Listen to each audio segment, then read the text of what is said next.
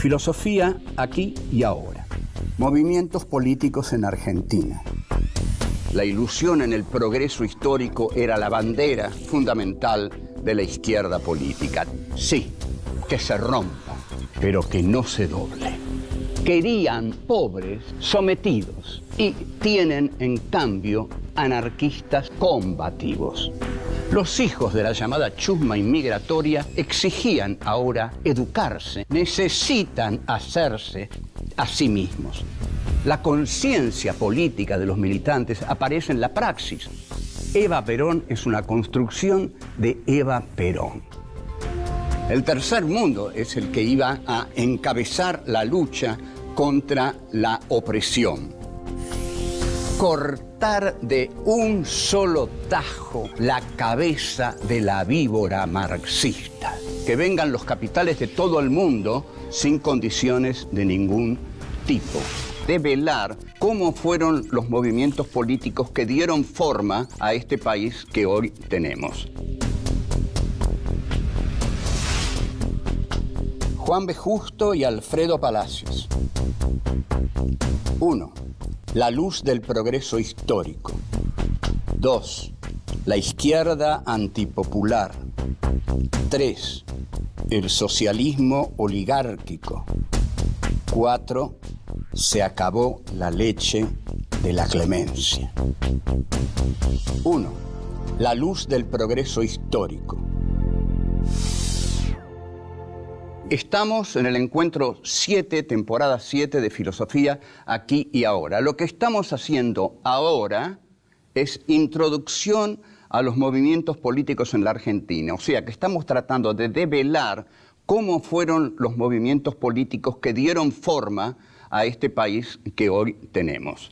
Entonces, de ese modo estamos hablando de distintos personajes que encarnaron las tendencias de esos partidos, que encarnaron ideologías, que lucharon por ideologías, que se comprometieron por sus ideas, bien o mal, pero todos pasaron a la historia de alguna manera porque se comprometieron fervorosamente con aquello que pensaron. Hoy nos vamos a ocupar de una célebre avenida, de un célebre personaje de nuestra historia, que como todo célebre personaje de nuestra historia tiene una avenida. Entonces, Juan B. Justo es un tipo culto, viene de una familia bien, es un intelectual, y ya en 1909 se atreve a escribir una teoría y práctica de la historia. Su formación es marxista. Esta formación marxista, y quiero adelantar que Juan B. Justo es el primero que traduce el Capital, Das Kapital, de Karl Marx al castellano, y se edita en España. Como buen hombre de izquierda, Juan B. Justo tiene un concepto de una humanidad que nunca se detiene. La izquierda tiene que postular que la humanidad nunca se detiene porque en realidad la izquierda lucha por el futuro. Los conservadores luchan por el presente. Al luchar por el presente, luchan por mantener las cosas que consiguieron en el pasado. Es decir, este presente es mío, porque lo conseguí luchando en el pasado. Soy un conservador, quiero conservar esto.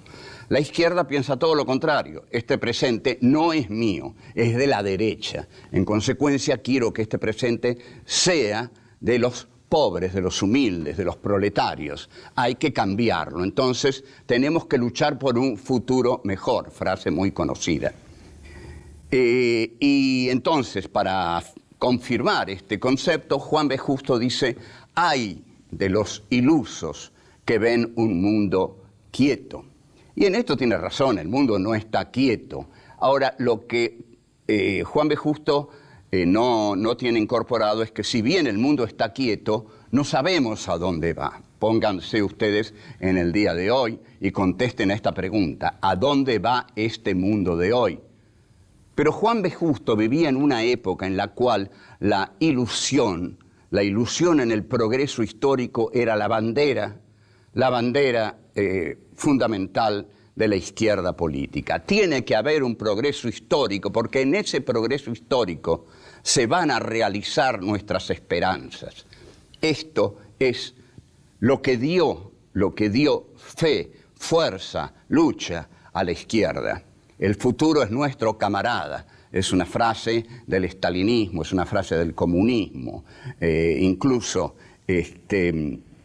Marx, y aquí nos vamos a detener un poco, Marx elabora una teoría del progreso histórico, que es la dialéctica. La dialéctica que Marx hereda de Hegel quiere decir que la historia nunca se detiene.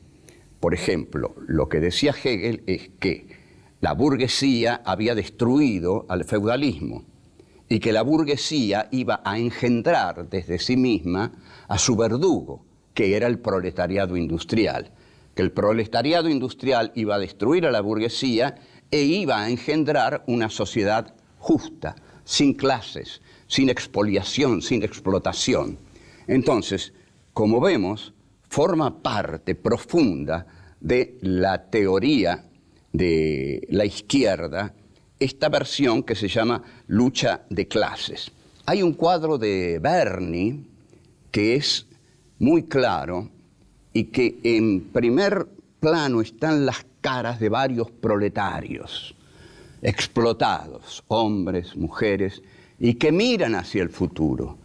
Y todos ellos están iluminados. ¿Por qué están iluminados? Por la luz que viene del futuro. ¿Qué es la luz que viene del futuro? Es la luz de la esperanza. Es la luz que les dice, camaradas, luchen. La lucha tiene un sentido porque el futuro es nuestro y no en vano esta luz nos está iluminando. Vayamos en el camino de esta luz y vamos a ganar esta batalla por la dignidad humana. Lo que plantea Marx en el Manifiesto Comunista y en el Capital con mucha mayor cientificidad es que la sociedad se divide básicamente en dos clases, los proletarios y los burgueses. Los burgueses, ¿qué tienen? Los burgueses tienen el dinero. Tienen el dinero. Los proletarios, ¿qué tienen? Solamente su fuerza de trabajo, sus manos, mi capacidad de vender lo que yo soy capaz de hacer con mis manos. Entonces, hay una asincronía, asimetría fundamental. El capitalista tiene el dinero y compra la fuerza de trabajo del proletario. Los dos después van a la fábrica. Pero como dice Marx, ¿por qué uno va tan contento y el otro va tan triste? Bueno, lo vamos a ver, volvemos. La izquierda antipopular. Como era inevitable, y él lo tenía que hacer porque era un hombre riguroso en su formación, Juan B. Justo lee prolija y obsesivamente a Marx. Lo hace sobre todo a lo largo del año 1892. Juan B. Justo se va acercando al positivismo. A ver, ¿qué es el positivismo? El positivismo es una filosofía que cree en los hechos. En consecuencia, el positivismo es una filosofía del establishment. ¿El establishment qué es? El establishment es algo que dice, señores, las cosas son como son. Hay un orden natural de las cosas que es el que nosotros representamos. Ese es el positivismo, una filosofía positivista, una filosofía de las cosas. Entonces, siempre le conviene a la derecha dejar las cosas tal como están. Pero Justo, como tenía alma de médico, de científico, de investigador, la ley, la filosofía de esta clase de gente era el positivismo, que ellos creían que era de izquierda, porque se atenía a la materialidad. Pero Marx nunca fue positivista. En el devenir de su vida, Juan B. Justo llega al diario La Vanguardia, que es un símbolo del periodismo socialista, y ahí Justo comienza a trabajar. ¿Qué es La Vanguardia? La Vanguardia va expresando las ideas del socialismo en América Latina, pero el socialismo no sabe muy bien qué hacer en América Latina, porque América Latina no tiene lo que tenía la Gran Bretaña de Marx, no tiene proletarios industriales inteligentes capaz de entender la teoría marxista y arrojarse en brazos de la revolución. Tiene inmigrantes pobres, hombres de ultramar o gauchos derrotados. Eso es lo que encuentra Juan B. Justo en la Argentina. Se siente desconcertado ante eso. ¿Con qué va a ser la revolución proletaria si no hay proletarios? Lo que hay es una oligarquía que explota despiadadamente a los que han llegado de ultramar. Bueno, de todos modos, Juan B. Justo era un hombre de insistir, y esto es muy bueno porque era un hombre de ideas y que llevaba las ideas a la acción. En este sentido es un hombre admirable y es el creador del Partido Socialista Argentino. No lo crea con mucho éxito porque el socialismo requiere masas y requiere masas con la suficiente conciencia como para entender qué es el socialismo. Y las ideas socialistas rechazan el terrorismo y quieren apropiarse del Estado para facilitar la terminación de la lucha de clases y lograr que se disuelva la lucha de clases y llegue el momento de la sociedad de la plenitud en la cual la explotación sea erradicada. Entonces, habíamos dicho que Juan B. Justo traduce el Capital en un esfuerzo enorme, y que el Capital traducido por Juan B. Justo es la primera traducción del Capital que se produce en América Latina. De algún modo aquí tenemos otro orgullo argentino como el dulce de leche, el colectivo, Messi, etcétera, etcétera. Ahora, al traducir el Capital, Juan B. Justo ve que es un texto tan difícil que lo aleja necesariamente de las masas. Y Juan B. Justo se da cuenta que este libro que Marx escribió en Gran Bretaña, en el British Museum, solo es un libro para Gran Bretaña, que lo pueden entender los proletarios industriales de Manchester y Liverpool, aunque no pueden entender el Capital, entienden más los panfletos, el manifiesto comunista. El Capital es un libro para fundamentar el socialismo en los niveles académicos. Con lo cual, efectivamente, ha logrado un éxito considerable, es un libro respetadísimo. Pero la Argentina tiene otro desarrollo respecto de la burguesía inglesa. Es muy simple, la Argentina no solo es un país nuevo, la Argentina es un país periférico, subalterno, que se ha estructurado de acuerdo al pacto neocolonial. Si alguien cree que en 1810 este país se independizó, hizo una revolución, no. Lo que hizo este país es salir de la órbita hispánica y entrar en la órbita británica. Eso lo llamamos pacto neocolonial. En realidad, la izquierda argentina tarda muchísimo en entender que un país en atraso no puede ser la vanguardia de la historia, que si la revolución socialista no se hace en Gran Bretaña, menos se va a hacer en un país subalterno, explotado, neocolonial.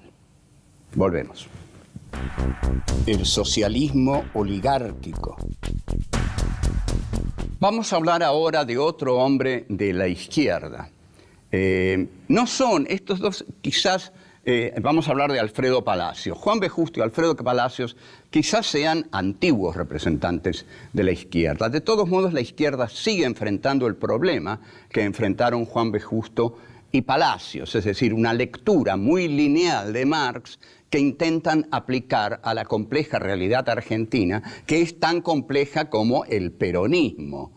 Palacios era un disfrazado sin carnaval, como diría Discépolo, ¿no? Un disfrazado sin carnaval. Porque estaba disfrazado ¿de qué?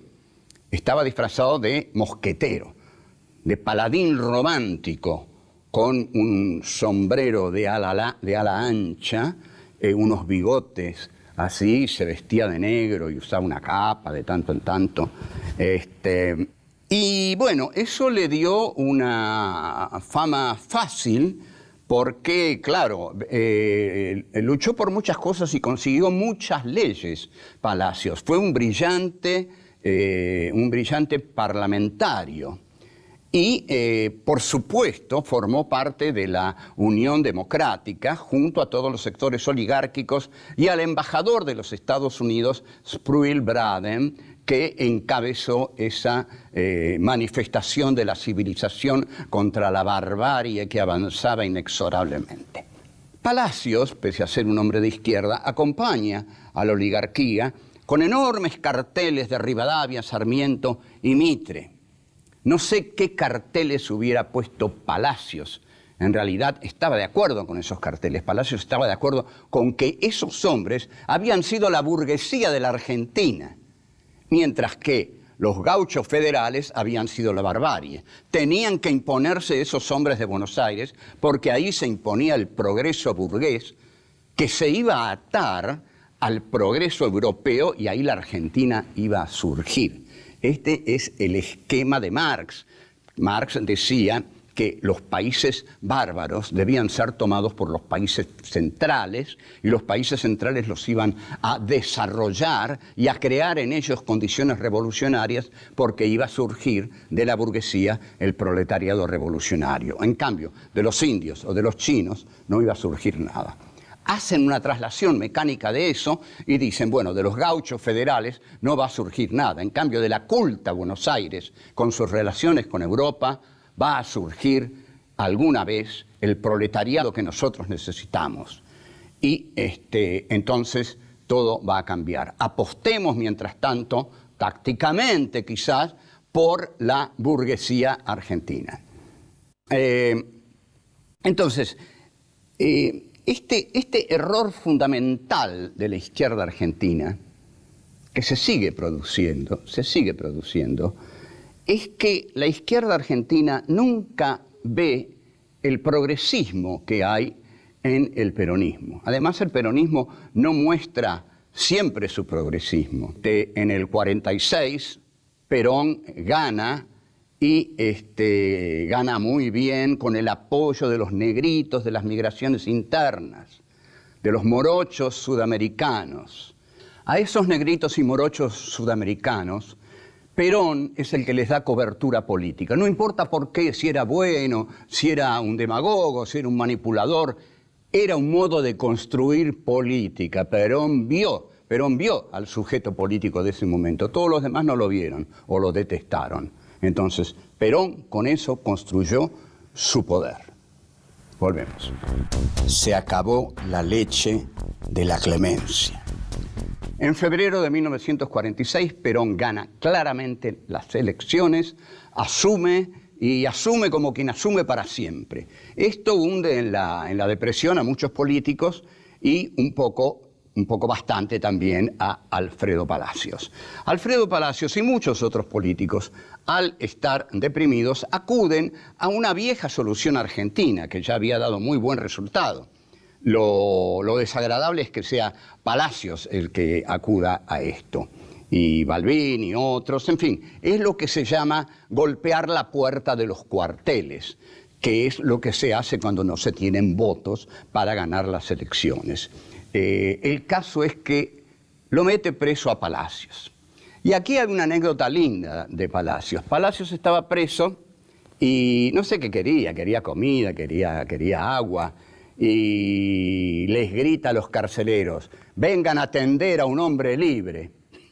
Y bueno, para esas frases era fantástico, ¿no? Porque él estaba preso y los otros no. Pero el hombre libre era él, porque él había luchado por la libertad de este país. En cuanto a Perón, meterlo preso a Palacios fue un acto tonto. Palacios estaba seguro de que luchaba contra el nazifascista Perón, con una visión realmente muy acotada de la realidad. Era incapaz de abrirse a algo más, incapaz de ver que los sectores marginados, hambreados de la sociedad, por los cuales un socialista debe luchar, estaban amparados por ese general Perón. Debió acercársele, dialogar con él y decirle algunas cosas que él pensaba.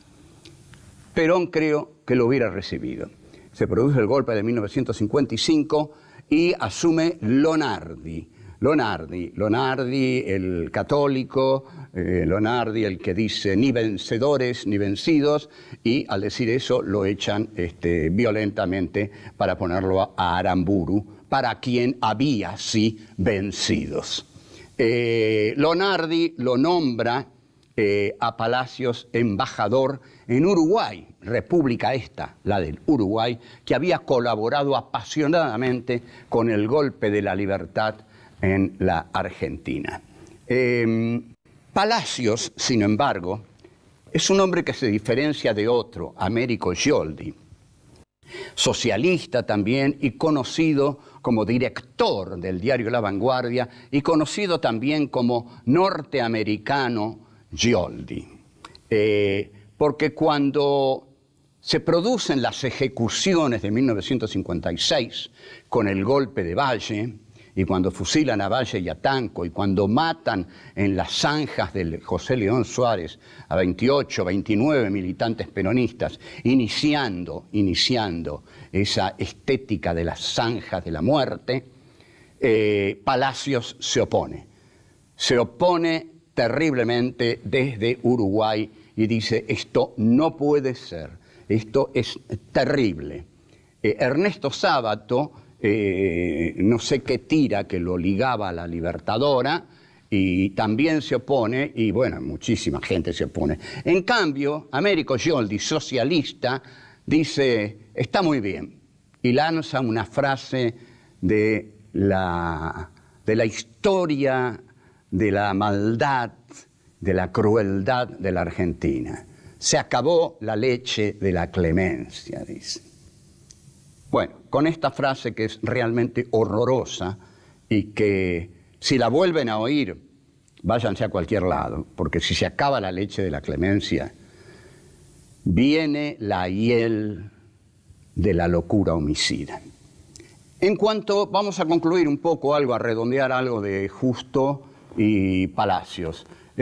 Justo muere en 1928, cuando Hipólito Yrigoyen asume su segundo gobierno, y en realidad muere bastante a tiempo, como para no hacer, yo qué sé, demasiados dislates.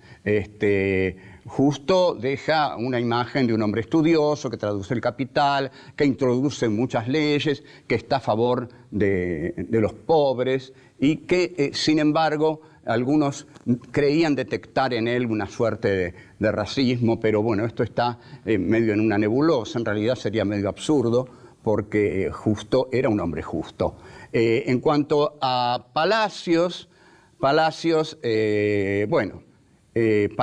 estuvo en la marcha de la Unión Democrática, después se rebeló contra los fusilamientos de la Libertadora, después viajó a Cuba, volvió más socialista y convencido que nunca, y después, como todos nosotros, se murió. Nosotros todavía no, por eso hablamos de él, y él no habla de nosotros, pero él se murió. Y bueno, así cerramos entonces Justo y Palacios. Chao, hasta luego.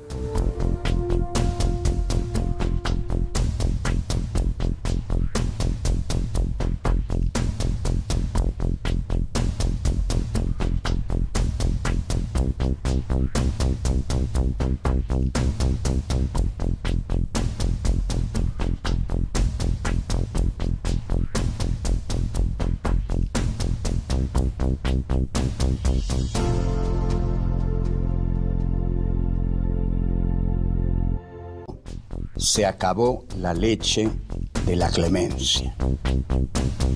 1. La luz del progreso histórico.